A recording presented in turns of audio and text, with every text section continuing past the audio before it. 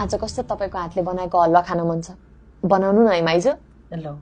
अब मेरो भान्जीले बनाउनु भनेको कुरा मैले नाइ भन्नुला त ल एकछिन बस्दै गरौँ म बनाइ ल्याइहाल्छु थ्यांक यू माइजू ल ल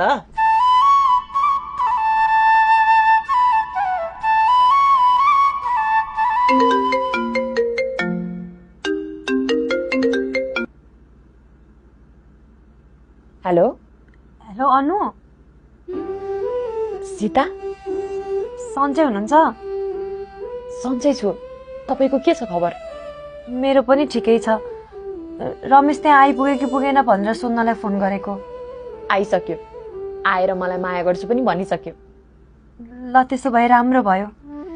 मैले त्यसलाई बाटोमा भेटेर सम्झाएको थिएँ अनुले तँलाई धेरै माया गर्नुहुन्छ त्यस्तो माया गर्ने मान्छे सितिमिति पाइँदैन त अब फर्केर गएर अनुको मायालाई स्वीकार्नुपर्छ भनेर भनेको थिएँ